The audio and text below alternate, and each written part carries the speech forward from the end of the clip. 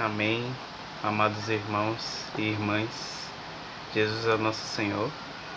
Hoje desfrutaremos do livro Coração da Bíblia, que os títulos que desfrutaremos são: o sangue dos animais simboliza o sangue de Cristo, crer para ser justificado, a experiência de Abraão, justificado pela fé, e a promessa de herdar a terra, Senhor Jesus. E a leitura bíblica, irmãos, para esses quatro títulos, Colossenses capítulo 2, versículo 14. Vamos ler.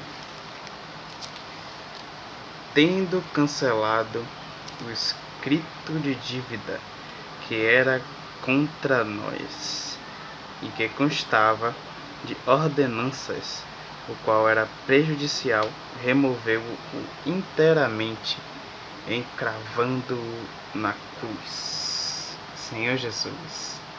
Então, irmãos, aqui nesse versículo a gente vê que nós tínhamos uma dívida. Nós estamos em dívida com Deus.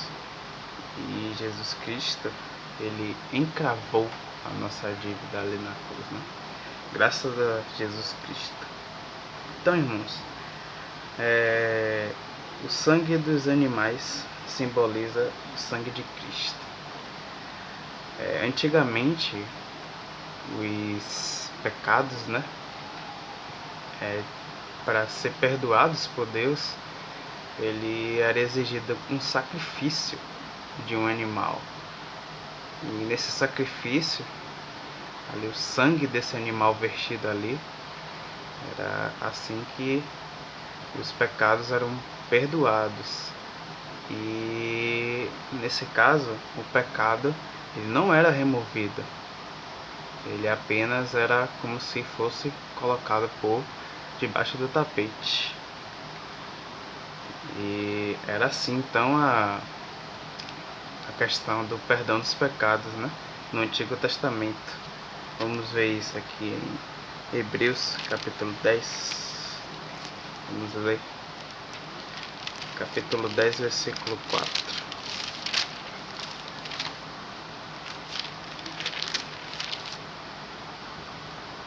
Porque é impossível que o sangue de touros e de bode remova o pecado.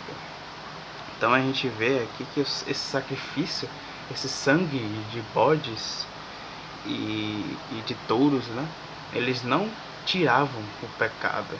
Eles apenas obtinham perdão ali, né? Do pecado. Mas não removia o pecado. Mas graças a Deus por Jesus Cristo, né? Que Ele é o Cordeiro que tira o pecado do mundo.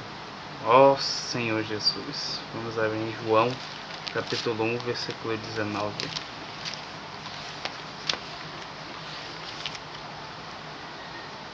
Versículo 29, irmãos. No dia seguinte, viu João a Jesus Cristo, que vinha para ele, e disse: Eis o Cordeiro de Deus, que tira o pecado do mundo. Então a gente vê a diferença de Antigo Testamento para o Novo Testamento, né?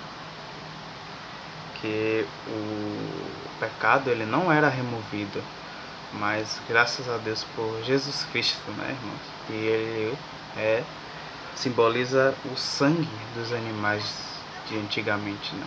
Hoje nós temos nosso Cordeiro, que ele retira o pecado, ele não apenas deixa ali, né, por debaixo da tapete, mas ele remove os pecados. Ó Senhor Jesus, graças a Deus, né, irmãos? E o outro título é crer para ser justificado. Então nós precisamos ter fé, né? Assim como Abraão, o pai da fé, teve fé, nós precisamos alimentar o nosso interior a fé no Pai, né? Vamos abrir Romanos, capítulo 3, versículo 22.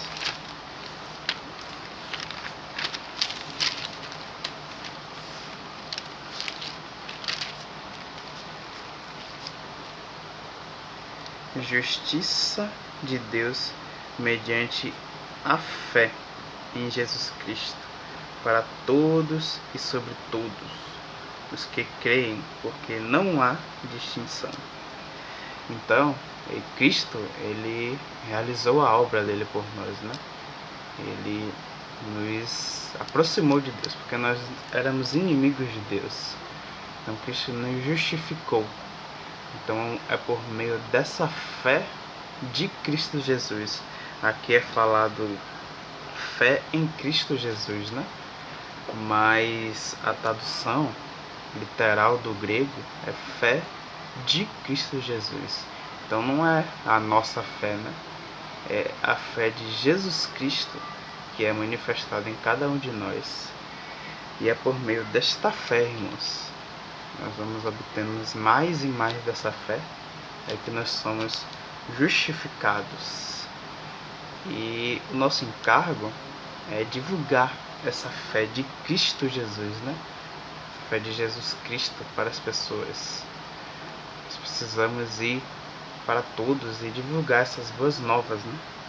Para que elas também sejam justificadas por meio de Cristo Jesus. Ó Senhor Jesus! E o outro título é a experiência de Abraão justificado pela fé. Então, na experiência de Abraão, a gente vê que ele vivia ali num lugar que tinha cultura de idolatria, né? Era nessa esfera que Abraão vivia. Mas Abraão vivia por fé, né? É tanto que a Bíblia chama ele de o pai da fé. Então, em meio a toda a situação ali, né, que Abraão vivia, ele não se deixou contaminar. E o pai, Deus chamou ali a Abraão, né? Sai da tua terra e vai para a terra que te mostrarei. Então, Abraão imediatamente obedeceu ali, né? Abraão foi obediente. Então, essa experiência de Abraão, né, nos trazem muitos pontos importantes. Ele era alguém ali que era fiel ao Senhor, alguém que era obediente ao Senhor, né? Então, Abraão realmente foi um pai para nós, um pai da fé, né? E o Senhor Deus chamou ele ali, né, para fora de Ur dos Caldeus.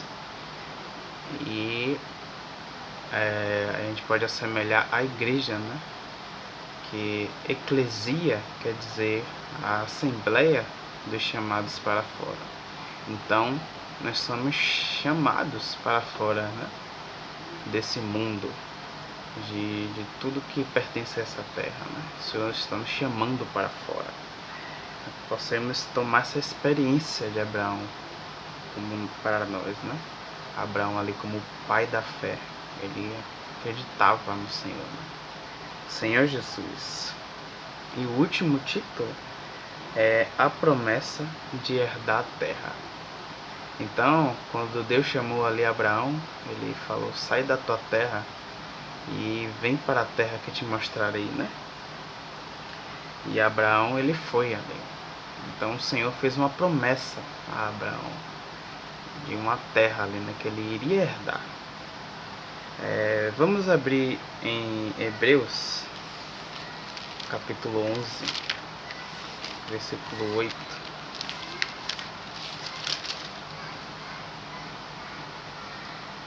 Diz assim: pela fé, Abraão, quando chamado, obedeceu a fim de ir para um lugar que devia receber por herança, e partiu sem saber para onde ia. Então, imagine, irmãos, você recebeu um chamado do Senhor de ir para outra cidade. Deixe tudo que você tem, o Senhor nos chama ali. E nós, às vezes é difícil, né? para a gente deixar tudo que temos, as coisas que temos, né? Tudo que possuímos, tudo que mas ali nos dá segurança, né? Nós temos, olhamos e vemos ali, então quando nós vamos para outro lugar é algo novo, né? Então é realmente algo difícil, mas nós precisamos tomar a experiência de Abraão como modelo para nós, né? De deixar tudo e ir para a terra, né? Ir para a promessa que o Senhor fez para nós. Então o Senhor está chamando, irmão, nos chamando para o seu reino. Precisamos ter o coração de que nós não pertencemos a esta terra. Nós herdaremos o reino dos céus. Ó Senhor Jesus. Então que possamos estar, irmãos, exercitando no nosso interior, né? A fé de Jesus Cristo. Que é isso que nos vai ali ao ponto que essa fé vai aumentando, nós ficamos mais próximos do reino de Cristo, né? Do reino do nosso Senhor Jesus. Ó Senhor Jesus. Jesus é o Senhor, irmãos.